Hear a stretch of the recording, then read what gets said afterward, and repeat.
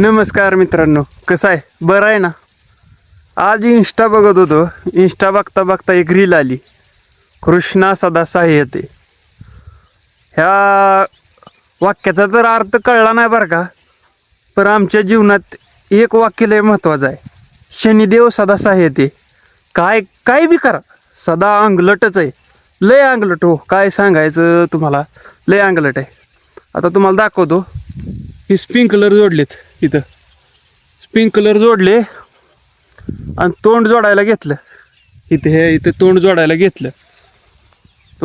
घेतलं. तोंड बिंड जोडस तर काय झालं नाही हो, आणि मोटर चालू केली की तोंडच निष्ठलं. काय करावं आता? लोक म्हणतात कृष्ण सदा सहाय्यते. आमच्या नशिबी नाही, आमच्या नशिबी सारखं शनिदेव सदा सहाय्यते. परत काय, फिरसे कांद्यावर पाणी. मला थांबा, कांद्यावरच्या पाण्याचा नजारा दाखवतो.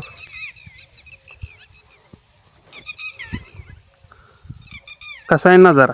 हे शहरात बसून असा नजारा नाही बघायला मिळत, त्यासाठी गावात यावं लागतं. हे आपल्या तुरे दे बरं का, काल व्हिडिओ दाखवले होते तुम्हाला. लय उंच आहे. ही खालच्या साईडला रान आहे, त्यामुळं समजून येत नाही कशा आहे त्या, काय आहे त्या. पर तुरी लय उंच आहे त्या.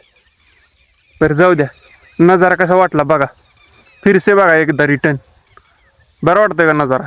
हां, त्यासाठी गावात यावं लागतं बरं का. जर गावात यायचं असेल तर कमेंट करा, तुमचं कुठलं गाव आहे तिकडचं पण आम्हाला फोटो टाकत जावा. तुम्हाला कसं वाटतंय गावाकडे जाऊन, कसं काय बरं वाटतंय का? फिलिंग बरी येते का गावात? शहरात राहून जरा गुदमरल्यासारखं होतंय हो, त्यामुळं गावात कसं फ्रेश वातावरण, समजा कसं फ्रेश. तुम्हाला काय वाटतंय गावाबद्दल ते कमेंटद्वारे नक्की सांगा आपल्याला.